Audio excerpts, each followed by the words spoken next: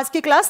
Last class में हम cytology chapter चल रहा था और इस वीक में हम इसे कंप्लीट करने की कोशिश करेंगे इस चैप्टर को, ताकि नेक्स्ट वीक में जब मैं आऊं तो एक नया चैप्टर के साथ आऊं और बहुत बढ़िया वाला विटामिन वाला चैप्टर करवाऊंगी आपको सबसे पहले। ठीक है, तो जब बात करते हैं साइटोलॉजी की, हमने क्या क्या पढ़ लिया था थोड़ा सा रिवाइज करवा दूं 2 से 3 मिनट के अंदर। साइटोलॉजी का मतलब होता है सेल के बारे में स्टडी करना, कोशिका के बारे में अध्ययन करना। लास्ट क्लास में मैंने पढ़ाया था सेल क्या होती है, डेड सेल की डिस्कवरी किसने की थी, लिविंग सेल की डिस्कवरी किसने की थी, सेल थ्योरी किसने दिया था, कुछ स्टेटमेंट बताई थी, फिर कुछ फैक्ट्स निकलवाए थे कि इस यूनिवर्स के अंदर संसार में सबसे बड़ी सेल कौन सी है, सबसे छोटी कौन सी है, हमारे बॉडी में बड़ी छोटी कौन सी है, ये कुछ आपको पॉइंट लिखवाए थे। उसके बाद मैंने बताया था कि सेल जो होती हैं वो 2 टाइप की होती हैं। कोशिकाएं इस पूरे यूनिवर्स के अंदर, इस संसार के अंदर 2 टाइप की सेल्स हैं। एक होती है बच्चा प्रोकैरियोटिक सेल, हिंदी में आपका सेम नाम है प्रोकैरियोटिक कोशिका हो जाएगा। दूसरे टाइप की जो सेल होती हैं उनको बोलते हैं यूकैरियोटिक सेल। तो 2 टाइप की सेल्स होती हैं, प्रोकैरियोटिक, यूकैरियोटिक। ऐसे जीव जंतु जो प्रोकैरियोटिक कोशिकाओं से बने हैं उनको प्रोकैरियोट्स बोलते हैं, और जो यूकैरियोटिक कोशिकाओं से बने हैं उनको यूकैरियोट्स बोलते हैं। अब लास्ट क्लास में मैं इनके बारे में कुछ पढ़ा के गई थी, पूरा नहीं पढ़ाया था। पहले रिवाइज करते हैं कि लास्ट क्लास में हमने पढ़ा क्या था, फिर आज की क्लास स्टार्ट करेंगे। मैंने कहा था प्रोकैरियोटिक सेल क्या होती है। प्रो का मतलब होता है प्रिमिटिव, कैरियोटिक का मतलब होता है न्यूक्लियस। ऐसा कोई सेल जिसके अंदर न्यूक्लियस है ना, वो है ही नहीं, जिसके अंदर केंद्रक नहीं पाया जाता। ऐसा कोई सेल जिसके अंदर क्या नहीं होता, न्यूक्लियस यानी केंद्रक नहीं होता। और जब केंद्रक नहीं है तो इस केंद्रक के चारों तरफ एक झिल्ली लगी हुई होती है, वो भी नहीं होती है। तो अगर कोई आपसे पूछ ले प्रोकैरियोटिक सेल क्या होती है, आप क्या बताओगे? प्रोकैरियोटिक एक प्रिमिटिव टाइप की सेल होती है, एक पुराने प्रकार की कोशिका होती है, जिस कोशिका के अंदर ना ही तो न्यूक्लियस है और ना ही न्यूक्लियर मेम्ब्रेन है, ना ही केंद्रक है, ना ही केंद्रक झिल्ली पाई जाती है। उस सेल को प्रोकैरियोटिक सेल कहते हैं। और प्रोकैरियोटिक सेल जिसमें पाई जाती है उस जीव जंतु को हम प्रोकैरियोट्स कहते हैं। इसके एग्जाम्पल क्या थे, फटाक से आप लोग कमेंट करके बताओ कि प्रोकैरियोटिक सेल के एग्जाम्पल मैंने क्या नोट करवाया था। मैंने कहा था कि बैक्टीरियल सेल, यानी कि बैक्टीरिया के अंदर कौन से प्रकार की सेल्स होती हैं, जीवाणुओं के अंदर प्रोकैरियोटिक प्रकार की कोशिका होती है। ये बात मैंने पढ़ाई थी या नहीं पढ़ाई थी? पढ़ाई थी ना। दूसरी तरफ आइए, यूकैरियोटिक सेल क्या होती है? ऐसी सेल जिसके अंदर वेल डिफाइंड न्यूक्लियस होता है, जिसके अंदर मैच्योर न्यूक्लियस है, न्यूक्लियस भी है और न्यूक्लियस के चारों तरफ इस तरीके से मेम्ब्रेन भी लगी होती है। तो अगर आपको ऐसी सेल दिखी, देखो, जिसके अंदर न्यूक्लियस नहीं है, उसे आप क्या कहोगे? Prokaryotic cell. और जिसमें ये न्यूक्लियस और न्यूक्लियर मेम्ब्रेन है, उसे आप क्या कहोगे? उसे आप यूकैरियोटिक सेल यानी कि यूकैरियोटिक कोशिका कहोगे। इसके एग्जाम्पल पढ़ा चुकी हूं, plant cell, animal cell, algae cell, fungi cell, पादप कोशिका, जंतु कोशिका, कवक की कोशिका, शैवाल की कोशिका किस प्रकार की होती है? यूकैरियोटिक कोशिका होती है। और मैंने कहा था जितने भी जीवाणु हैं, जितने भी बैक्टीरिया हैं, उन सबके अंदर किस प्रकार की सेल होती है? प्रोकैरियोटिक सेल होती है। अब मैं अगर आपसे एक क्वेश्चन पूछूं बच्चा, मैं कहूं ज्यादा मैच्योर सेल किसकी है, किस किस सेल का विकास हुआ है, कौन सी विकसित कोशिका कहलाएगी? तो आपका आंसर क्या होगा? मैम, यूकैरियोटिक सेल एक अपनी मैच्योर सेल मानी जाती है। क्यों मानी जाती है? क्योंकि यूकैरियोटिक सेल में न्यूक्लियस भी होता है और न्यूक्लियर मेम्ब्रेन भी होती है। इतनी बात हम लास्ट क्लास में पढ़ चुके थे। अब स्टार्ट करते हैं आज की क्लास। क्या होती है प्रोकैरियोटिक, क्या होती है यूकैरियोटिक? एक तरफ लिखिए प्रो का मतलब प्रोकैरियोटिक, पूरा नहीं लिख रही हूं मैं। एक तरफ लिखिए यू का मतलब यूकैरियोटिक। नेक्स्ट डिफरेंस बता रही हूं जो एग्जाम में आता है, बहुत ध्यान से सुन लेना बच्चा। आप एक सेंटेंस सुना होगा आपने कि सेल्स के अंदर होता है जेनेटिक मटेरियल। सुना है कभी आपने कि हमारी कोशिकाओं के अंदर जेनेटिक मटेरियल होता है, जिसे हम कहते हैं आनुवंशिक पदार्थ। अब ये आनुवंशिक पदार्थ क्या होता है? कुछ ऐसा मटेरियल, कुछ ऐसा मैटर जो क्या करता है, जो एक जनरेशन से दूसरी जनरेशन में कुछ कैरेक्टर्स को ट्रांसफर करता है। कुछ ऐसे लक्षण होते हैं जो लक्षण हमें पिछली पीढ़ी से मिलते हैं। जैसे मैं कहूं मेरी हाइट है ना मेरी मम्मी पे गई है, यार मेरे बालों का कलर ना मेरे पापा पे गया है, यार मेरी आवाज मेरे पापा जैसी है, मेरी आंखों का रंग मेरी मम्मी जैसा है। बिल्कुल सही बात है। कुछ ऐसे कैरेक्टर्स होते हैं, कुछ ऐसे लक्षण होते हैं जो हमें पिछली पीढ़ी से मिलते हैं, और उनको लाने वाला मैटर उनको लाने वाला मटेरियल, उनको लाने वाला पदार्थ जेनेटिक मटेरियल या आनुवंशिक पदार्थ कहलाता है। कोई आपसे पूछे व्हाट इज जेनेटिक मटेरियल, आप क्या कहोगे? बच्चा, हमें कुछ लक्षण हमारी जनरेशन है तो हमारी जनरेशन में कुछ लक्षण पिछली जनरेशन से आए हैं, तो ये जो एक पीढ़ी से दूसरी पीढ़ी में लक्षणों को आगे से आगे ट्रांसफर करने का काम करता है, उसे जेनेटिक मटेरियल, उसे आनुवंशिक पदार्थ कहा जाता है। तो बात करते हैं जेनेटिक मटेरियल की प्रोकैरियोटिक और यूकैरियोटिक की। बच्चा, जब हम प्रोकैरियोटिक और यूकैरियोटिक की जेनेटिक मटेरियल की बात करते हैं, पहली बात तो इसे स्टार कर लेना क्योंकि ये एग्जाम में क्वेश्चन बनता है। क्या बनता है? सुनो, प्रोकैरियोटिक सेल का जो जेनेटिक मटेरियल होता है, एक तो वो सर्कुलर होता है। सर्कुलर का मतलब होता है बच्चा गोल होता है, और साथ में वो सिंगल हेलिक्स होता है। सिंगल हेलिक्स का मतलब है एक कुंडलित होता है, एक ही कुंडली होती है उसके अंदर, गोल है और एक कुंडलित है। और इनका जो जेनेटिक मटेरियल है वो इस तरीके से सेल में पड़ा हुआ होता है, ऐसे गोल गोल घूमा हुआ। अब बच्चा, प्रोकैरियोटिक सेल में न्यूक्लियस तो होता नहीं है, केंद्रक नहीं होता ना प्रोकैरियोटिक सेल में, तो इनका जो जेनेटिक मटेरियल है वो इस तरीके से बिखरा पड़ा है। क्यों? क्योंकि इनके पास न्यूक्लियस नहीं है। तो वो न्यूक्लियस में नहीं है, केंद्रक में नहीं है, ऐसे ही बाहर बिखरा हुआ पड़ा है। और वो जेनेटिक मटेरियल जो न्यूक्लियस में नहीं होता वो अनप्रोटेक्टिव होता है, वो असुरक्षित होता है, वो कभी भी डैमेज हो सकता है, कट सकता है, फट सकता है, मतलब ये प्रोटेक्टिव नहीं है। तो ऐसा जेनेटिक मटेरियल जो न्यूक्लियस में नहीं है और जो सर्कुलर है, सिंगल हेलिक्स है, इसे नाम दिया जाता है न्यूक्लियोइड। इसे क्या नाम दिया जाता है? न्यूक्लियोइड। तो एग्जाम में क्वेश्चन क्या आएगा, आप तो बस सिर्फ वो सुन लो। एग्जाम में क्वेश्चन आता है कि प्रोकैरियोटिक सेल का जेनेटिक मटेरियल क्या कहलाता है। आप क्या कहोगे? मैम, साउंड नहीं आ रही। किसने कहा साउंड नहीं आ रही? Sound is okay. कौन कह रहा है? चंद्राना कुछ करके हैं बेटा, साउंड इज ओके, साउंड एकदम ठीक है। किसने कहा साउंड नहीं आ रही? अपना माइक वाइक चेक करो, ठीक है। तो मैंने कहा प्रोकैरियोटिक सेल का जो जेनेटिक मटेरियल है, जो उनका आनुवंशिक पदार्थ है, वो एक तो सर्कुलर है, एक सिंगल हेलिक्स। सिंगल हेलिक्स का मतलब देखो बच्चा, एक ही कुंडली ऐसे, एक ही कुंडली ऐसे घूमी हुई, ठीक है। इसको न्यूक्लियोइड या इसको एक नाम और दिया जाता है, इसे जीनोफोर भी कहा जाता है। क्या कहा जाता है? जीनोफोर कहा जाता है। तो एग्जाम में दो तरीके से, क्वेश्चन एक ही है, कॉन्सेप्ट एक ही है, दो तरीके से पूछेगा। कैसे पूछेगा? सुनो, क्वेश्चन पूछेगा कि किस प्रकार की कोशिका का आनुवंशिक पदार्थ न्यूक्लियोइड या जीनोफोर कहलाता है। आप क्या बताओगे? प्रोकैरियोटिक का। या आपसे पूछेगा कि न्यूक्लियोइड या जीनोफोर किसके आनुवंशिक पदार्थ को कहा जाता है? प्रोकैरियोटिक कोशिका का। तो या मैं ये कह दूं कि जो बैक्टीरिया होते हैं, जो जीवाणु होते हैं, उनका आनुवंशिक पदार्थ क्या कहलाता है? न्यूक्लियोइड कहलाता है। आपको कोई प्रॉब्लम नहीं है ना? कह सकती हूं मैं। क्यों कह सकती हूं? कि बैक्टीरिया में किस टाइप की सेल होती है? प्रोकैरियोटिक सेल होती है। और बच्चा, ये क्या है? ये अनप्रोटेक्टिव है, मतलब ये सुरक्षित है, क्योंकि न्यूक्लियस के अंदर जो जेनेटिक मटेरियल नहीं होता वो कभी भी प्रोटेक्टिव नहीं हो सकता, वो कभी भी प्रोटेक्टिव नहीं हो सकता। तो ये न्यूक्लियोइड और जीनोफोर क्या होता है, समझ में आ गया? मैम दिखाओ ना। चलो मैं दिखाती हूं। ये देखो, ये रहा इनका न्यूक्लियोइड, यहां पे दिखा रखा होगा कहीं ना कहीं, ये रहा न्यूक्लियोइड रीजन, दिख रहा है न्यूक्लियोइड। ये इनका गोल गोल घूमा हुआ, जैसा हमने बनाया वैसा इनका जेनेटिक मटेरियल है। तो प्रोकैरियोटिक सेल का इस तरीके से न्यूक्लियोइड या जीनोफोर को उनका जेनेटिक मटेरियल कहा जाता है। बात करते हैं यूकैरियोटिक सेल का जेनेटिक मटेरियल मोस्टली डीएनए होता है।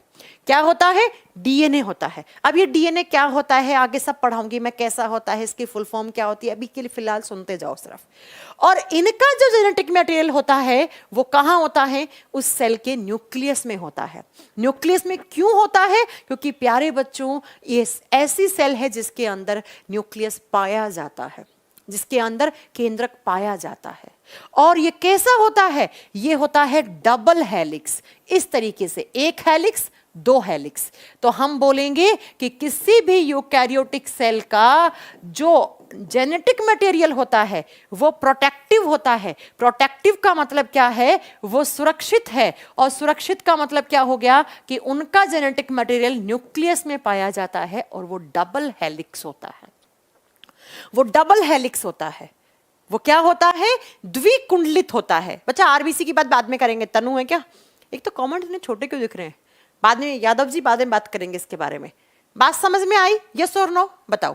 क्वेश्चन आपकी बोर्ड पे है, यहीं से क्वेश्चन बनेगा। ये बीपीएससी के एग्जाम का क्वेश्चन नहीं, न्यूक्लियोइड वाला। छोड़ के नहीं जाना है किसी भी चीज को। चलो आगे, प्रोकैरियोटिक और यूकैरियोटिक सेल के जेनेटिक मटेरियल में क्या डिफरेंस है बता दोगे?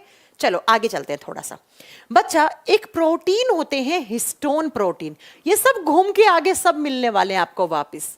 हिस्टोन प्रोटीन होते हैं, इनको शॉर्ट फॉर्म में लिखा जाता है एच प्रोटीन। और जब बात करते हैं हिस्टोन प्रोटीन की, ये प्रोकैरियोटिक सेल में नहीं होते हैं।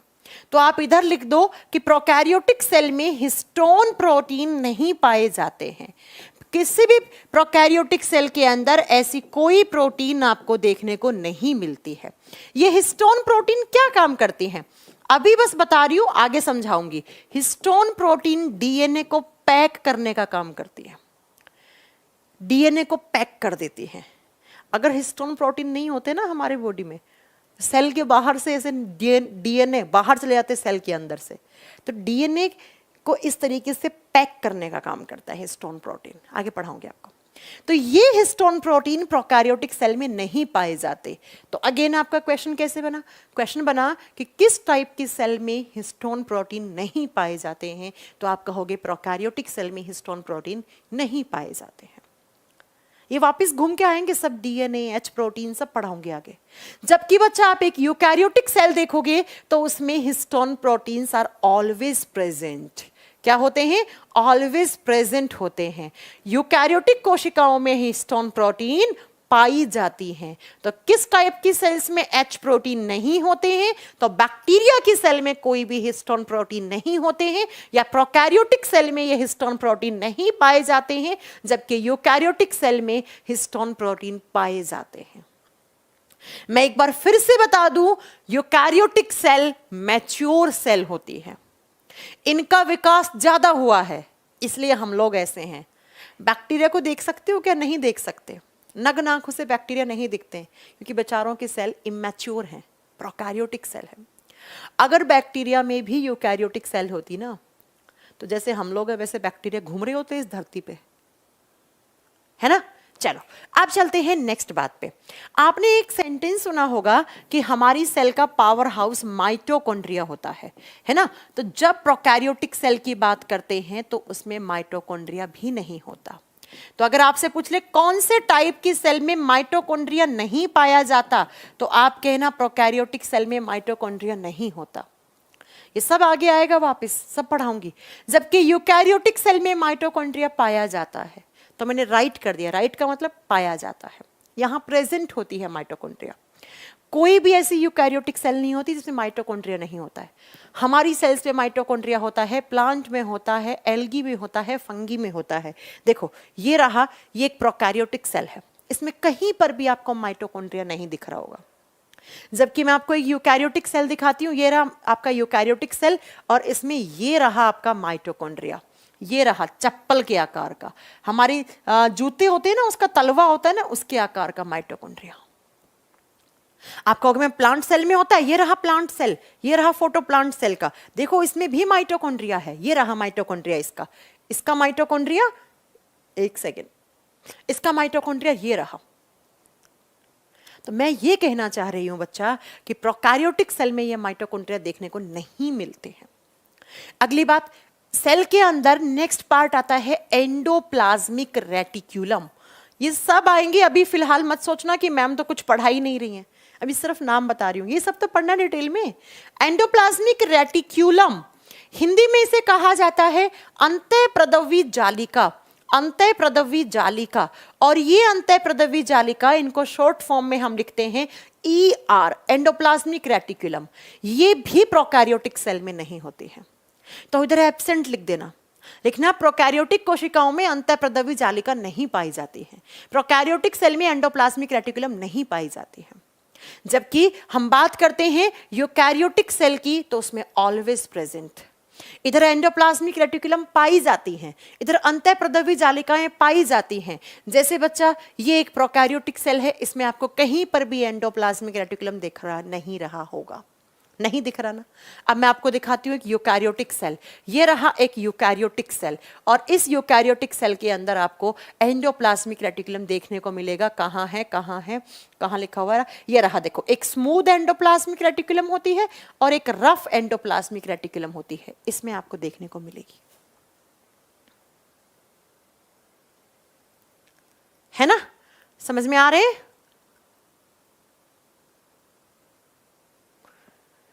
हो गया? नेक्स्ट सुनो, अगला डिफरेंस क्या होगा। अगला बच्चा, एक होता है लाइसोसोम। ये सब मैं पढ़ाने वाली हूं, अभी फिलहाल बस हम सेल के टाइप पढ़ रहे हैं ना, तो इधर लिख दो, इधर लाइसोसोम्स भी नहीं पाए जाते हैं। लाइसोसोम्स, जिनको हम सुसाइड करने वाला बैग कहते हैं, जिन्हें हम कोशिका का आत्मघाती थैली कहते हैं, ये भी नहीं होते। इधर लाइसोसोम्स आर ऑलवेज प्रेजेंट, इधर होते हैं लाइसोसोम। अगर बात करूं मैं गोल्गी बॉडीज, गोल्जी काय, गोल्गी बॉडीज हिंदी में लिखते हैं हम गोल्जी काय, तो जो प्रोकैरियोटिक सेल होती हैं उनमें गोल्गी बॉडीज भी नहीं पाई जाती हैं, जबकि यूकैरियोटिक सेल में पाई जाती हैं। तो आप इस चीज को अच्छे से समझने की कोशिश ये करो कि जो बैक्टीरिया की सेल होती है या प्रोकैरियोटिक सेल होती है, उसमें ना ही तो माइटोकॉन्ड्रिया होता है, ना ही एंडोप्लाज्मिक रेटिकुलम होता है, ना ही लाइसोसोम होते हैं, ना ही गोल्जी बॉडी होती है। लेकिन हमारी सेल, प्लांट की सेल या कोई भी यूकैरियोटिक सेल लिया, उसमें आपको माइटोकॉन्ड्रिया भी दिखेगा, उसमें एंडोप्लाज्मिक रेटिकुलम भी दिखेगा, उसमें लाइसोसोम भी दिखेगा, उसमें गोल्जी काय भी आपको दिखेंगे। और यही सब तो मैं आपको पढ़ाने वाली हूं आगे करके। समझ में आ गया? नेक्स्ट सुनो, अगला जो डिफरेंस है उसे थोड़े से अच्छे समझने की कोशिश करना। इधर लिखना प्रोकैरियोटिक सेल, इधर लिखना यूकैरियोटिक सेल। अगला सेल का कंपोनेंट होता है राइबोसोम। राइबोसोम, इसे कहा जाता है प्रोटीन बनाने वाली फैक्ट्री। राइबोसोम्स यहाँ ये प्रोटीन बनाती हैं, प्रोटीन बनाने में काम आती हैं। और जब बात करते हैं प्रोकैरियोटिक और यूकैरियोटिक, दोनों ही टाइप की सेल में राइबोसोम पाया जाता है। इधर भी प्रेजेंट है और इधर भी प्रेजेंट है। फिर मैम इनमें डिफरेंस क्या हुआ? पहले दिखाती हूं कि दोनों में राइबोसोम होता है। ये एक प्रोकैरियोटिक सेल है ना, है ना? इसमें दिखा रखा ना कि ये इसका राइबोसोम है, दिखा रखा है ऐसे, ये डॉट पार्टिकल्स राइबोसोम होते हैं। ये बैक्टीरिया की सेल है, ये प्रोकैरियोटिक सेल है, इसमें राइबोसोम है। अब मैं आपको एक यूकैरियोटिक सेल दिखाती हूँ, उसमें भी आपको राइबोसोम दिखाती हूँ। ये देखो बच्चा, ये इसका राइबोसोम रहा, ये रहा इसका राइबोसोम, ऐसे। तो प्रोकैरियोटिक और यूकैरियोटिक दोनों टाइप की सेल में राइबोसोम होता है। बस डिफरेंस क्या होता है, राइबोसोम दो टाइप के होते हैं। इधर जो राइबोसोम होता है ये होता है 70S राइबोसोम, और इधर जो राइबोसोम होता है वो होता है 80S राइबोसोम। इस S का मीनिंग आगे समझ में आएगा, अभी नहीं। फिलहाल इतना जानना है कि किसी भी बैक्टीरियल सेल में किस टाइप का राइबोसोम होता है, 70S टाइप का। या एग्जाम में आ जाए प्रोकैरियोटिक सेल में किस टाइप का राइबोसोम होता है, आप कहेंगे 70S टाइप का। आपसे पूछे यूकैरियोटिक सेल में या हमारी सेल्स में या प्लांट की सेल में किस टाइप का राइबोसोम होता है, आप कहेंगे 80S राइबोसोम होता है। 70S राइबोसोम होता है, लेकिन बच्चा mitochondria, lysosome, Golgi body, nucleus, nuclear membrane, ये कुछ भी आपको देखने को नहीं मिलता है। इधर आपको ribosome, lysosome, nucleus, nuclear membrane, DNA, Golgi body, lysosome, सब कुछ देखने को मिलेगा। तो ये एक यूकैरियोटिक सेल है, ये एक प्रोकैरियोटिक सेल है। और लास्ट क्लास में पढ़ाया था प्रोकैरियोटिक सेल में भी सेल वॉल होता है, कोशिका भित्ति होती है। अब आप लोग बताओ, प्रोकैरियोटिक सेल का सेल वॉल या उसका कोशिका भित्ति किसका बना हुआ होता है? मैंने पढ़ाया था ना, पेप्टिडोग्लाइकोन का बना हुआ होता है। ये मैं पहले ही पढ़ा चुकी हूँ। किसका बना हुआ होता है? पेप्टिडोग्लाइकोन का बना हुआ होता है। अब मैं आपको एक फोटो दिखाती हूँ, तो आज के बाद आपके सामने कोई ये फोटो लगा दे और बोले कि ये किस टाइप का सेल है, आप क्या बताओगे? बताओ, जल्दी बताओ, आज के बाद ऐसे फोटो कोई दिखा दे, बोले किस टाइप का सेल है, तो आप क्या कहोगे? आप यही कहोगे ना कि एक प्रोकैरियोटिक सेल है। कैसे पहचाना किसी ने पूछे तो क्या बताओगे?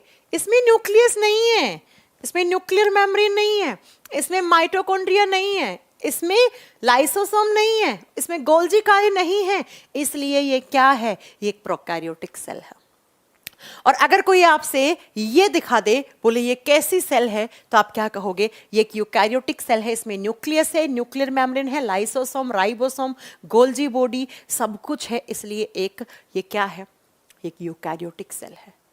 तो प्रोकैरियोटिक और यूकैरियोटिक दो टाइप की सेल्स होती हैं। तो ऐसे जीव जंतु जो प्रोकैरियोटिक सेल से बने हैं वो प्रोकैरियोट्स कहलाते हैं, और जो यूकैरियोटिक टाइप के सेल से बने हैं उनको यूकैरियोट्स कहते हैं। तो बताओ, सेल के टाइप के आधार पर हम लोग क्या हैं? हम लोग यूकैरियोट्स हैं।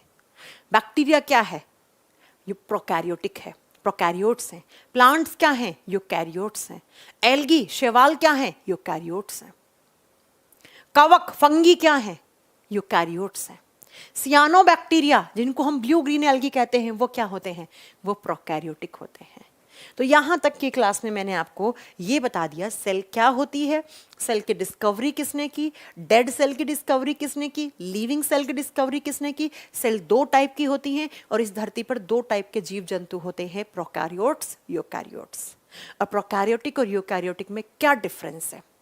अब मैं आपको एक पॉइंट बता रही हूं, इसको नोट डाल के लिखना, एग्जाम में अक्सर ये क्वेश्चन आता है, ठीक है? इसका आंसर आपको खुद समझ में आएगा।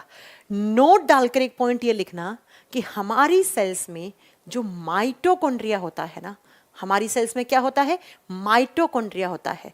इस माइटोकॉन्ड्रिया की तुलना की जाती है, किससे की जाती है? प्रोकैरियोटिक सेल से। क्यों? क्योंकि माइटोकॉन्ड्रिया और प्रोकैरियोटिक सेल दिखने में एक जैसे होते हैं। दिखने में कैसे होते हैं? एक जैसे। ये एग्जाम का क्वेश्चन है कि हम माइटोकॉन्ड्रिया की तुलना किस टाइप की सेल से करते हैं? हम माइटोकॉन्ड्रिया की तुलना एक प्रोकैरियोटिक सेल से करते हैं। क्यों करते हैं उसका रीजन आपको आगे समझ में आएगा जब मैं माइटोकॉन्ड्रिया पढ़ाऊंगी तब। लेकिन इसको लिख लेना नोट डाल के अच्छे से कि माइटोकॉन्ड्रिया की तुलना हम प्रोकैरियोटिक सेल से करते हैं, या इसका वाइस वर्सा कर दो, प्रोकैरियोटिक सेल की तुलना हम माइटोकॉन्ड्रिया से करते हैं। क्यों करते हैं? आगे रीजन मिलेगा आपको। तो सेल दो टाइप की थी, मैंने आपको पढ़ा दिया। अब बात ये आती है कि सेल के अंदर क्या होता है। मैं एक कॉमन सेल लेके चल रही हूं। फॉर एग्जाम्पल, मैंने ये बोल दिया कि ये आपका सेल है। मुझे बताओ, इस सेल को जब मैंने इलेक्ट्रॉन माइक्रोस्कोप के नीचे रखा, बच्चा आगे पढ़ाऊंगी हिस्टोन प्रोटीन के बारे में, मोहम्मद, जुल्फिकार, बच्चा सब पढ़ाऊंगी, मैंने पढ़ाया नहीं है। यस बेटा, बिल्कुल चलेगी। केएल सैनी क्लास रेगुलर चलेगी, बिल्कुल आगे पढ़ाऊंगी। हिस्टोन प्रोटीन किस प्रकार काम करता है, बिल्कुल एकदम एग्जाम्पल देके फोटो दिखा के पढ़ाऊंगी। तो मैंने कहा कि सेल के अंदर क्या है। आपने एक सेल उठाई, अपने बाल की, नाखून की, कहीं से भी उठाई। अब उस सेल के अंदर आपको क्या देखने को मिलता है? जब उस सेल को आप इलेक्ट्रॉन माइक्रोस्कोप के नीचे रखोगे तो आपको क्या दिखेगा? आप एक ही शब्द में आंसर दोगे, मैम हमें सेल के अंदर दिखता है प्रोटोप्लाज्म। क्या बोलोगे? बताओ, प्रोटोप्लाज्म। सेल्स के अंदर क्या होता है? प्रोटोप्लाज्म होता है, या हिंदी में बोलते हैं हम जीव द्रव्य होता है। सेल्स के अंदर क्या होता है? जीव द्रव्य होता है। अब ये प्रोटोप्लाज्म क्या होता है? यहां से आपका मेन चैप्टर शुरू होता है। What is protoplasm? एग्जाम में क्वेश्चन आता है। ये सेल है, इस सेल के चारों तरफ, जहां समझ में नहीं आई रोक के मुझे पूछ लेना कुछ भी चीज। इस सेल के चारों तरफ इस तरीके से एक मेम्ब्रेन लगी हुई होती है, और इस मेम्ब्रेन को कहते हैं हम सेल मेम्ब्रेन। क्या कहते हैं? Cell membrane. जो मैं बोलूं सिर्फ सुनते जाओ और नोट डाउन करते जाओ। हिंदी में बोलते हैं कोशिका झिल्ली। सेल्स के चारों तरफ एक मेम्ब्रेन, एक झिल्ली पाई जाती है, जिस झिल्ली को हम सेल मेम्ब्रेन कहते हैं, जिसे हम कोशिका झिल्ली कहते हैं। सेल के सेंटर में होता है न्यूक्लियस, और न्यूक्लियस के चारों तरफ इस तरीके से एक और मेम्ब्रेन लगी हुई होती है। इस मेम्ब्रेन को बोलते हैं हम न्यूक्लियर मेम्ब्रेन। इसे क्या कहते हैं हम? Nuclear membrane. हिंदी में बोलते हैं केंद्रक झिल्ली या केंद्रक की झिल्ली, केंद्रक झिल्ली। सेल के चारों तरफ जो मेम्ब्रेन है उसे सेल मेम्ब्रेन, न्यूक्लियस के जो चारों तरफ है उसे न्यूक्लियर मेम्ब्रेन कहेंगे। अब प्रोटोप्लाज्म क्या होता है उसका आंसर मैं आपको बताने जा रही हूं, ठीक है। सेल के चारों तरफ मेम्ब्रेन सेल मेम्ब्रेन, न्यूक्लियस की वो न्यूक्लियर मेम्ब्रेन। अब इन दोनों मेम्ब्रेन के बीच में, between nuclear membrane and cell membrane, केंद्रक झिल्ली और कोशिका झिल्ली के बीच में एक ऐसा गाढ़ा सा लिक्विड रहता है, गाढ़ा लिक्विड। जैसे आपने बचपन में या आज भी आप खाते होंगे, जेली जेली टॉफी खाते होंगे, है ना, गाढ़ा लिक्विड आता है जेली टॉफी के अंदर। ठीक वैसे ही हमारी सेल्स के अंदर भी एक गाढ़ा लिक्विड होता है जिसे साइटोप्लाज्म कहा जाता है। जिसे क्या कहा जाता है? साइटोप्लाज्म। साइटो का मतलब होता है सेल, प्लाज्म का मतलब होता है लिक्विड, तो हिंदी में बोलेंगे कोशिका द्रव्य। सेल मेम्ब्रेन और न्यूक्लियर मेम्ब्रेन के बीच में गाढ़ा लिक्विड रहता है जिसे हम साइटोप्लाज्म या कोशिका द्रव्य कहते हैं। पॉइंट क्लियर है? चलो, इस न्यूक्लियस के अंदर भी एक लिक्विड रहता है इस तरीके से, इस तरीके से न्यूक्लियस के अंदर भी एक लिक्विड है।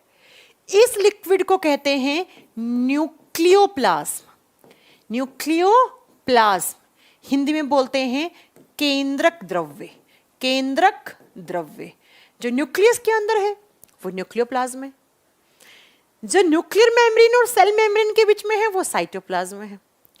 अब इस साइटोप्लाज्म के अंदर यहां होता है माइटोकॉन्ड्रिया, मान लो ये राइबोसोम, ये लाइसोसोम, ये गोल्गी बॉडी, एक्सेट्रा एक्सेट्रा। ये सब क्या है? इन सबको नाम दिया जाता है सेल ऑर्गेनलीज। इन्हें क्या नाम देते हैं? Cell organelles. हिंदी में बोलते हैं कोशिकांग। कोशिका के अंग कोशिकांग कहलाते हैं। जैसे आपके अंग हैं हाथ, कान, नाक, पैर, गला, ठीक वैसे ही सेल के भी ऑर्गन है, उनको कोशिकांग, कोशिका के अंग, सेल ऑर्गेनलीज कहा जाता है। अब मैं आपको बताना चाह रही हूं व्हाट इज प्रोटोप्लाज्म। प्रोटोप्लाज्म क्या होता है? प्रोटोप्लाज्म दो टाइप की चीजों से बना हुआ होता है। प्रोटोप्लाज्म में एक होता है प्रोटोप्लाज्म का लिक्विड पार्ट। लिक्विड पार्ट जिसे हम बोलेंगे तरल भाग, और लिक्विड पार्ट दो चीजों का बना हुआ होता है। पहला साइटोप्लाज्म, हिंदी में लिखेंगे कोशिका द्रव्य, और दूसरा हो गया न्यूक्लियोप्लाज्म, हिंदी में बोलेंगे केंद्रक द्रव्य। तो साइटोप्लाज्म और न्यूक्लियोप्लाज्म जो कोशिका द्रव्य और केंद्रक द्रव्य हैं, ये दो लिक्विड हैं हमारी सेल्स के अंदर।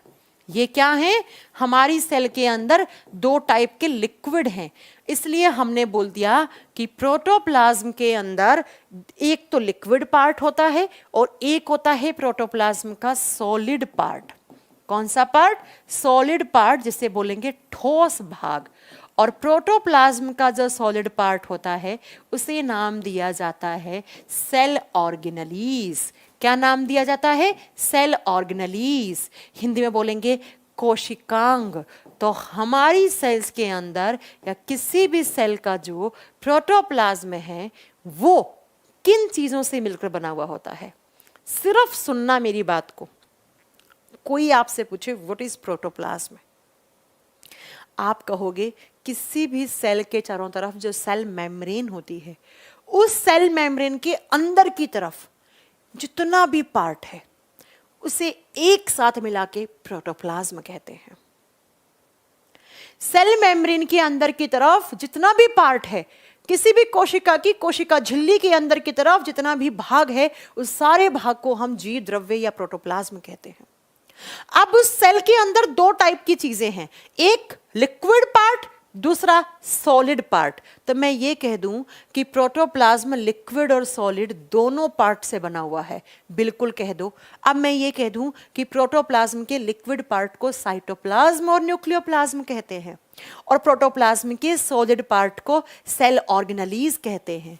तो बच्चा, cytoplasm plus nucleoplasm plus cell organelles is equal to protoplasm, is equal to protoplasm, जीव द्रव्य। तो एग्जाम में जब आपसे क्वेश्चन पूछेगा तो पूछेगा व्हाट इज प्रोटोप्लाज्म, जीव द्रव्य क्या होता है, तब आप वहां पे क्या करके आओगे कि कोशिका द्रव्य प्लस केंद्रक द्रव्य प्लस कोशिकांग जीव द्रव्य कहलाता है।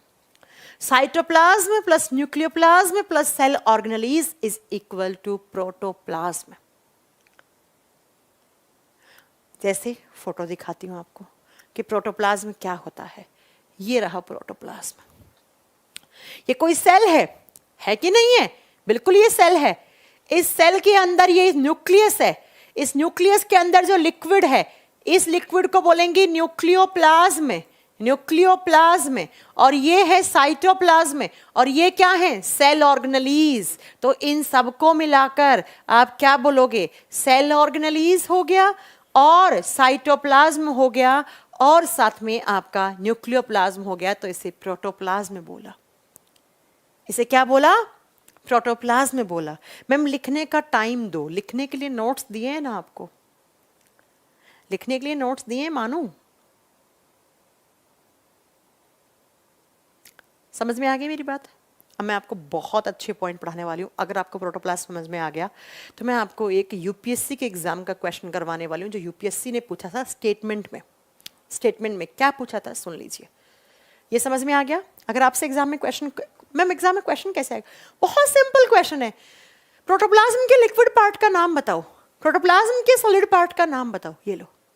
अब बच्चा मैं एक स्टेटमेंट बोल रही हूं, ध्यान से सुनना। रॉबर्ट हुक जी ने क्या कहा था? आप खुद बोलोगे यस मैम ये रॉबर्ट हुक ने कहा था। रॉबर्ट हुक जी ने कहा था कि cell is the basic unit of life. कहा था ना कि सभी जीवों के शरीर की मूलभूत इकाई। हमने किसको कहा था? मूलभूत इकाई हमने कहा था सेल को। ये स्टेटमेंट किसने दी थी? रॉबर्ट हुक ने दी थी। अब एक साइंटिस्ट थे बच्चा जिनका नाम था हक्सले। क्या नाम था? हक्सले। हक्सले जी ने कहा कि protoplasm is the physical basic unit of life. क्या कहा इन्होंने? इन्होंने कहा कि protoplasm is the physical term use किया है, physical basic unit of life. Physical basic unit of life. Hindi में कैसे लिखोगे कि हक्सले जी ने कहा था जीव द्रव्य सभी जीवों के शरीर का भौतिक मूल आधार है। जीव द्रव्य को इन्होंने क्या कहा? भौतिक मूल आधार कहा या भौतिक मूल इकाई कहा। रॉबर्ट हुक ने कहा कि जितने भी लिविंग ऑर्गेनिजम्स हैं वो सेल से मिलकर बने हुए हैं। सेल सबसे छोटी इकाई है, इसलिए हम सेल को बोलते हैं मूलभूत इकाई या हम सेल को बेसिक यूनिट ऑफ लाइफ कहते हैं।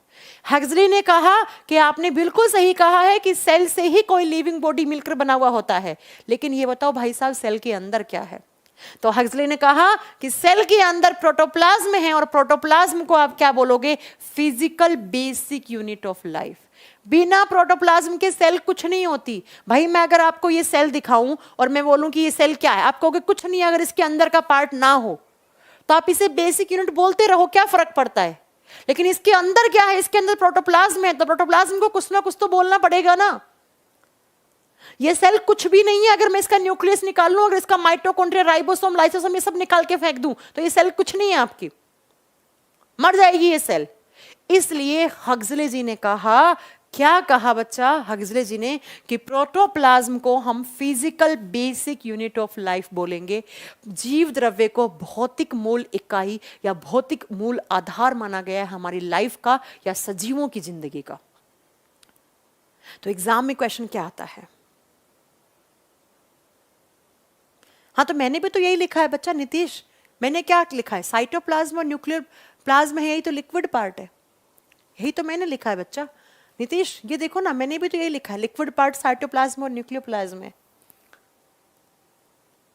समझ में आ गई मेरी बात? हाँ जी, समझ में आ गई मेरी बात? तो एक बार यूपीएससी ने पूछा कि ये स्टेटमेंट किसने दिया, ये स्टेटमेंट किसने दिया? तो वहां पर आपको करना था, ये स्टेटमेंट हक्सले नाम के साइंटिस्ट ने दिया। किसने दिया? हक्सले नाम के साइंटिस्ट ने। बात समझ में आ गई? सेल के अंदर क्या है? प्रोटोप्लाज्म है। अब हमें क्या पढ़ना है? ये प्रोटोप्लाज्म ही तो पढ़ना है हमें। क्या पढ़ना है हमें? हमें प्रोटोप्लाज्म के बारे में ही पढ़ना है। और प्रोटोप्लाज्म में मेनली हमें किसके बारे में पढ़ना है? Cell organelles. किसके बारे में? Cell organelles. तो लिखिएगा हमें पढ़ना है कोशिकांगों के बारे में। कोशिका के अंग कोशिकांग कहलाते हैं। और जो सेल ऑर्गेनलीज होते हैं ना, इनको हम 3 कैटेगरी में डिवाइड करते हैं। कैसे? सुनते जाना एक एक बात को बिल्कुल ढंग से। अगर ढंग से पढ़ लिया ना, कभी भी कोई क्वेश्चन नहीं छूटेगा बायोलॉजी से। मैम यहां पर फिजिकल क्यों बोला गया? फिजिकल इसलिए बोला गया हिमांशु, देखो आप जो सोच रहे हैं वो फिजिकल मीनिंग नहीं करना है आपको। फिजिकल का मतलब यहां पर क्या है? जैसे अगर आपने मेरे सारे ऑर्गन्स को निकाल लिया तो मेरे इस बॉडी का कोई मतलब बनता है क्या? नहीं बनता ना हिमांशु। ठीक वैसे ही अगर मैंने सेल के सारे ऑर्गेनलीज को निकाल लिया, उस सेल का कोई मतलब बनता है क्या? नहीं ना। उस सेंस में यहां पे फिजिकल यूनिट बोला है। ठीक है हिमांशु?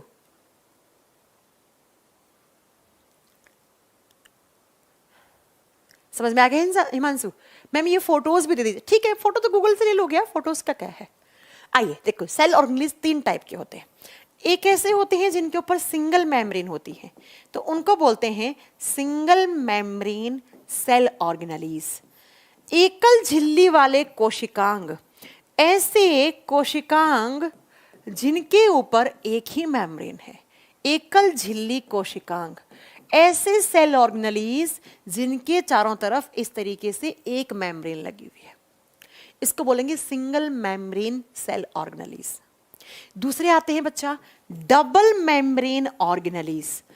ऐसे सेल ऑर्गेनलीज जिसके चारों तरफ 2 मेम्ब्रेन है, डबल है, दोहरी झिल्ली वाले। और मेन तो यही है, इसी को स्टार कर लेना, दोहरी झिल्ली वाले कोशिकांग, दोहरी झिल्ली वाले, 2 मेम्ब्रेन वाले। और एक बेचारे ऐसे होते हैं जिसके ऊपर मेम्ब्रेन ही नहीं होती, बिना मेम्ब्रेन वाले, तो इन्हें बोलते हैं मेम्ब्रेनलेस। इन्हें क्या बोलते हैं? Membraneless cell organelles. बिना झिल्ली वाले, बेचारों के ऊपर झिल्ली नहीं है। तो अक्सर एग्जाम में यहां से क्वेश्चन बनता है, क्या बनता है? 4 ऐसे आपसे दे देगा। एक दे दिया माइटोकॉन्ड्रिया, एक दे दिया राइबोसोम, एक दे दिया आपको गोल्जिकाई, एक दे दिया एंडोप्लाज्मिक रेटिकुलम। बोला बताओ इसमें से डबल मेम्ब्रेन वाला कौन सा है? तो अगर कभी पढ़ा ही नहीं होगा तो फिर डबल मेम्ब्रेन वाला कैसे समझ में आएगा? सुनो, सिंगल मेम्ब्रेन वाले कौन कौन से होते हैं, पहले इनके नाम सुनो। सबसे पहला, जिसके बाहर एक मेम्ब्रेन है, जिसके पास क्या है? एक मेम्ब्रेन है बच्चा। जैसे एंडोप्लाज्मिक रेटिकुलम, जैसे endoplasmic reticulum, Golgi bodies and vacuoles. लिखिए, जैसे endoplasmic reticulum, endoplasmic reticulum, Hindi में आप लिखोगे अंतःप्रदवी जालिका। बहुत सारे जाल होते हैं हमारी सेल्स में मेम्ब्रेन का, उसी को बोलते हैं अंतःप्रदवी जालिका, और शॉर्ट फॉर्म में ER। तो पूछ ले कि एंडोप्लाज्मिक रेटिकुलम पे कितनी मेम्ब्रेन होती हैं, आप कहोगे एक मेम्ब्रेन होती है। दूसरा इसका एग्जाम्पल लिखिएगा वैक्यूल्स। अभी दिमाग नहीं लगाना है क्या है ये वैक्यूल्स। हिंदी में लिखना रसधानी या रिक्त धानी, रसधानी या रिक्त धानी। रिक्त का मतलब होता है खाली पड़ी हुई जगह, रिक्त धानी या आप क्या रसधानी। और तीसरा लिखोगे गोल्गी बॉडी। 3 नंबर पे क्या लिखोगे बच्चा? गोल्गी बॉडीज, गोल्जी काय, गोल्गी बॉडीज, गोल्जी काय। ये 3 आपको याद करने हैं जिनके चारों तरफ एक मेम्ब्रेन लगी हुई होती है। कितनी मेम्ब्रेन? एक मेम्ब्रेन। अमीबा यहां से कैसे आ जाएगा? अमीबा यहां नहीं आएगा बच्चा। चलो अब करते हैं डबल मेम्ब्रेन वाले। डबल मेम्ब्रेन के भी 3 एग्जाम्पल नोट करने हैं। सबसे फेमस एग्जाम्पल न्यूक्लियस। सेल के अंदर जो न्यूक्लियस होता है, केंद्रक होता है, उसके चारों तरफ 2 मेम्ब्रेन होती हैं। दूसरा लिखो माइटोकॉन्ड्रिया। जो हमारी सेल्स में माइटोकॉन्ड्रिया होता है, जैसे आप हिंदी में सूत्र कणिकाएं भी कह सकते हो, उसके चारों तरफ 2 मेम्ब्रेन। और तीसरा लिखो, ये सिर्फ प्लांट सेल में होता है, क्लोरोप्लास्ट। क्लोरोप्लास्ट जिसे हिंदी में लिखोगे हरित लवक। इन तीनों के बाहर 2-2 मेम्ब्रेन होती है। बात करते हैं जिसके बाहर एक भी मेम्ब्रेन नहीं, सबसे फेमस राइबोसोम। एग्जाम में अक्सर आपको कंफ्यूज करने के लिए बोलता है राइबोसोम कैसा ऑर्गेनेली है, सिंगल मेम्ब्रेन, डबल मेम्ब्रेन या मेम्ब्रेन लेस या ट्रिपल मेम्ब्रेन वाला। आप क्या करके आओगे, ये एक मेम्ब्रेन लेस होता है, ये एक मेम्ब्रेन लेस होता है, इसके बाहर तो मेम्ब्रेन ही नहीं होती है। दूसरा एग्जाम्पल लिखोगे माइक्रोबॉडीज, माइक्रोबॉडीज, सूक्ष्म काय, ये सब पढ़ना है आपको, यही तो चैप्टर है, इनके बारे में तो पढ़ना है। सूक्ष्म नलिकाएं लिख लो या सूक्ष्म काय लिख लो, बात एक ही है। तीसरा लिखिएगा एग्जाम्पल इसका 3 नंबर पे, माइक्रो सेंट्रोजोम, सेंट्रोजोम्स, हिंदी में लिखोगे तारक काय, तारक काय। इन तीनों के बाहर मेम्ब्रेन ही नहीं होती है। मैंने कहा हमारी सेल्स के अंदर जो सेल ऑर्गेनेलीज होते हैं उनको आप 3 कैटेगरी में डिवाइड कर सकते हो। पहली कैटेगरी जिनके बाहर एक मेम्ब्रेन होती है, इन्हें बोलते हैं single membrane cell organelles. For example, example note down कर लो, एंडोप्लाज्मिक रेटिकुलम, वैक्यूल्स जिन्हें रसधानी या रिक्तधानी कहते हैं, और गोल्जी बॉडीज जिनको गोल्जी काय कहते हैं। इनके बाहर ऐसे एक मेम्ब्रेन है। डबल मेम्ब्रेन, दोहरी झिल्ली वाले, जैसे आपकी सेल का न्यूक्लियस, इसके बाहर आप जब भी बनाओगे तो इस तरीके से 2 मेम्ब्रेन बनाओगे। जैसे माइटोकॉन्ड्रिया, उसके बाहर भी 2 मेम्ब्रेन होती हैं। जैसे क्लोरोप्लास्ट, उसके बाहर भी 2 मेम्ब्रेन होती हैं। इसलिए ये डबल मेम्ब्रेन ऑर्गेनेलीज हैं, दोहरी झिल्ली वाले, और जिनके बाहर मेम्ब्रेन ही नहीं होती, मेम्ब्रेनलेस, जैसे राइबोसोम, जैसे माइक्रोबॉडीज, जैसे सेंट्रोसोम। तो अगर आज के बाद आपसे पूछ ले कोई, अगर आपसे कोई पूछ ले सॉलिड पार्ट होता है, बिल्कुल हाँ, न्यूक्लियस भी सॉलिड होगा बेटा, न्यूक्लियस भी सॉलिड होगा, लेकिन न्यूक्लियस के अंदर जो लिक्विड होता है वो लिक्विड होता है, वो न्यूक्लियोप्लाज्म होता है। आपसे पूछ ली राइबोसोम कैसा ऑर्गेनेली है, बच्चा राइबोसोम सारे याद नहीं करने, राइबोसोम, माइटोकॉन्ड्रिया, क्लोरोप्लास्ट, 3 याद कर लो, 3 याद कर लो बस। कर लिए याद? चलो आगे। ये हो गया हमारी सेल के अंदर क्या होता है, प्रोटोप्लाज्म, और प्रोटोप्लाज्म के अंदर सेल ऑर्गेनेलीज होते हैं जिनको हम 3 कैटेगरी में डिवाइड कर सकते हैं। अब बात आती है, सेल को हम सबसे बाहर से पढ़ना शुरू करेंगे। मान लो ये एक सेल है, इसमें हम आउटर से इस तरीके से आएंगे, पढ़ना शुरू करेंगे। तो सबसे पहले सेल के बाहर क्या दिखेगी आपको, सेल की कवरिंग दिखेगी। तो लिखिए सबसे पहले cell covering, cell covering, cell के चारों तरफ आपको कवर दिखेगा, कोशिका का आवरण, सेल कवरिंग जिसको बोलेंगे कोशिका आवरण। और सेल कवरिंग हम एक जनरल सेल लेके चल रहे हैं, और सेल की कवरिंग की जब बात करते हैं तो सेल्स की कवरिंग 2 टाइप से होगी। पहला कवर सेल का जिसे सेल वॉल कहा जाता है, जिसे कोशिका भित्ति कहा जाता है, और दूसरा जो होता है उसे कहा जाता है सेल मेम्ब्रेन। दूसरा कौन सा होगा, सेल मेम्ब्रेन, और हिंदी में क्या कहा जाएगा, कोशिका झिल्ली। हिंदी मीडियम वाले बच्चों को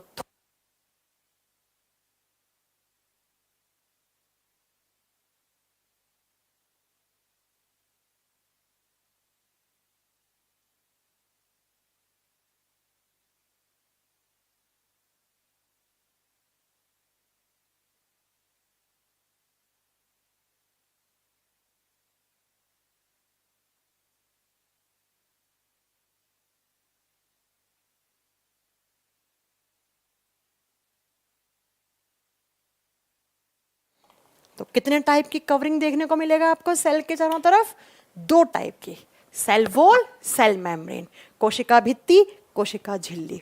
आइए बात करते हैं सेल वॉल की। पहले ये पढ़ ले फिर ये पढ़ेंगे, तो इसे तो मुझे मिटा देना चाहिए अभी यहाँ से, ये बाद में पढ़ेंगे। सबसे पहले सेल वॉल के बारे में। सेल वॉल किसी भी सेल की सबसे आउटर लेयर, सबसे आउटर लेयर, आउटर लेयर का मतलब है सबसे बाहरी परत, तो सबसे आउटर में होगा उसे सेल वॉल बोलेंगे। सबसे आउटर वाली लेयर होगी इस तरीके से, मान लो मैंने कोई सेल बनाई, तो इस सेल में जो सबसे आउटर तरीके से इस तरीके से लेयर है उसे सेल वॉल, उसे कोशिका भित्ति कहा जाता है। हाँ नितेश, आगे आएंगे इस बात पे, ठीक है। अब ये जो सेल वॉल है इसका फंक्शन क्या होता है, ये क्या काम करती है बेटा, सबसे बाहर है तो इसका काम क्या होगा, एक तो शेप देना और दूसरा साइज मेंटेन करना। आकार और आकृति देना, आकार और आकृति, और साथ में ये प्रोटेक्शन का काम करती है। प्रोटेक्शन का मतलब होता है सुरक्षा देना। किसी भी सेल के चारों तरफ सेल वॉल लगा हुआ है तो वो सेल वॉल उस सेल को शेप देगा, उसको आकृति देगा, उसका साइज को मेंटेन करेगा, उसके आकार को मेंटेन करेगा और उसे प्रोटेक्शन, उसे सुरक्षा देगा। ये बात बताई थी आपके रॉबर्ट हुक ने। रॉबर्ट हुक ने ही सबसे पहले खोज की थी सेल वॉल की। रॉबर्ट हुक ने ही कहा था कि सेल वॉल सबसे आउटर लेयर होती है जो किसी भी सेल को प्रोटेक्शन और उसके शेप को मेंटेन करती है ना। और इसकी डिस्कवरी पूछ ली तो रॉबर्ट हुक ने की थी। किसने की थी बच्चा? रॉबर्ट हुक ने। रॉबर्ट हुक ने सेल वॉल की खोज की थी। अब इस सेल वॉल की बात करते हैं तो ये सेल वॉल किस किस में पाया जाता है? बैक्टीरिया सेल में सेल वॉल पाया जाता है। मैं पढ़ा चुकी हूं, जितने भी जीवाणु होते हैं उन सब जीवाणुओं की सेल में सेल वॉल इज प्रेजेंट। अगर आपसे पूछ ले कि बैक्टीरिया में क्या कोई बैक्टीरियल सेल है, उसके चारों तरफ सेल वॉल पाया जाता है, तो आप कहोगे यस, कोशिका भित्ति पाई जाती है। और मैं आपको पढ़ा चुकी हूं प्यारे बच्चों कि सेल वॉल बैक्टीरिया की किसकी बनी हुई होती है। आप लोग कमेंट करके बताओ। अगर मैं पूछूं किसी प्लांट सेल में सेल वॉल होता है क्या, आप कहोगे यस, इनमें भी, प्लांट्स में भी, पादपों में भी कोशिका भित्ति पाई जाती है। किसकी बनी हुई है आप बताओ।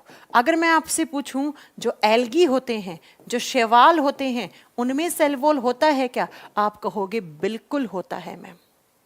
होता है कि नहीं होता है? अगर मैं आपसे पूछूं जो फंजाई होते हैं, जो कवक होते हैं, उनमें सेल वॉल होता है कि नहीं होता है, आप कहोगे बिल्कुल होता है। इन चारों में पाया जाता है। लेकिन बच्चा एक ऐसा सेल है यूकैरियोटिक जिसमें सेल वॉल नहीं होता, जिसका एग्जाम्पल है एनिमल सेल। अगर आपसे पूछ ले क्या जंतु कोशिकाओं के चारों तरफ सेल वॉल पाया जाता है, आप कहोगे नहीं पाया जाता। या पूछ ले ह्यूमन सेल में, गाय, भैंस, घोड़ा, बकरी, जानवर, हम लोग, हम सभी की जो सेल्स होती हैं उनके चारों तरफ किसी भी टाइप की सेल वॉल नहीं होती। हमारी सेल्स के चारों तरफ सेल वॉल इज एब्सेंट, अनुपस्थित होता है, मतलब नहीं पाया जाता है। मैं आपको एग्जाम्पल दिखाती हूँ फोटोज के साथ। देखो, ये एक बैक्टीरिया की सेल है, इसमें सेल वॉल ये रहा, ये दिखा रखा कि सेल वॉल पाया जाता है, बिल्कुल पाया जाता है। अगर मैं आपसे बोलूं ये एक प्लांट सेल है, ये कौन सी है? ये एक प्लांट की सेल है, सेल वॉल बिल्कुल होता है, ये रहा सेल वॉल दिखा रखा है। लेकिन मैं आपको एक सेल दिखा रही हूँ, इसमें आपको कहीं पर भी सेल वॉल दिख रहा है? नहीं दिख रहा, क्योंकि ये किसका सेल है? ये हमारा सेल है। गाय, भैंस, घोड़ा, बकरी, जानवर, हम लोगों में किसी भी टाइप की कोई सेल वॉल नहीं होती है। इसीलिए मैं आपको बता दूं, हमारी सेल अलग अलग आकार और अलग अलग आकृति की होती है। कोई सेल बड़ा, कोई छोटा, कोई लंबा चौड़ा, ऐसे अलग अलग मिलेंगे आपको। लेकिन बच्चा प्लांट की सारी सेल आपको एक जैसी देखने को मिलेंगी, उनका शेप एक जैसा होगा। हमारी आरबीसी अलग है, डब्ल्यूबीसी अलग है, न्यूरॉन सेल्स अलग हैं। क्यों? क्योंकि हमारी सेल्स के चारों तरफ कवर नहीं है ना, ये सेल वॉल नहीं है, तो शेप एक जैसा नहीं हो सकता हमारी सेल्स का। तो वो कौन से ऑर्गेनिज्म हैं जिनके अंदर सेल वॉल नहीं होता? तो एनिमल सेल या ह्यूमन सेल में किसी भी टाइप का सेल वॉल नहीं देखने को मिलता है। हम लोगों में सेल मेम्ब्रेन होता है, सेल वॉल नहीं होता है। अब जरा बताइए, बैक्टीरिया की सेल वॉल किसकी बनी हुई होती है? पढ़ा चुकी हो ना, बैक्टीरिया की सेल वॉल में क्या होता है?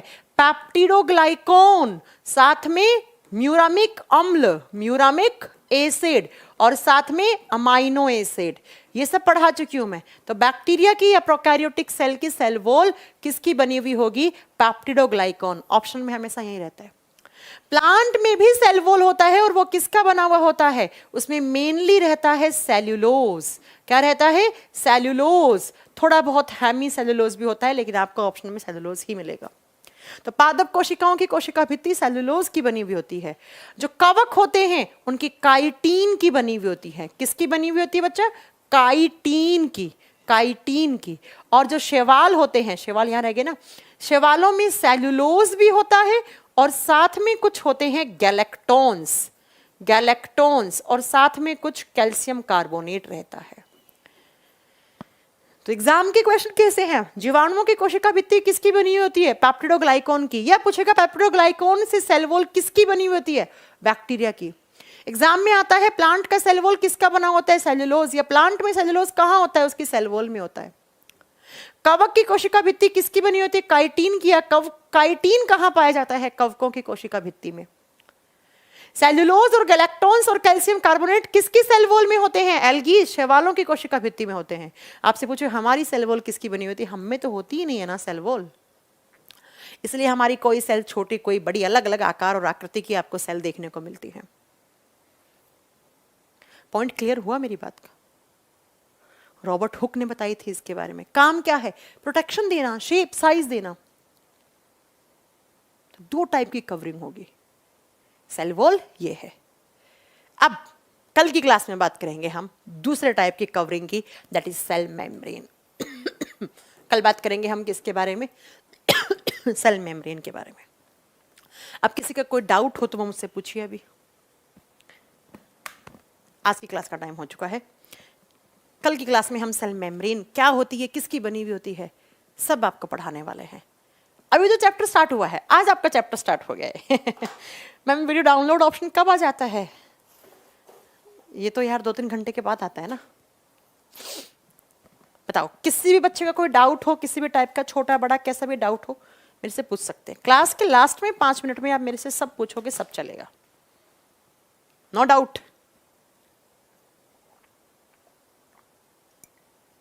फिर कल आते ही मैं पूछूंगी आपसे क्वेश्चन, तब मुझे डाउट मत देना, है ना। कल मैं पूछूंगी। साइंस की बुक बहुत जल्दी आने वाली है बच्चा। ओके अजीत, अच्छा कल से डाउनलोड नहीं हो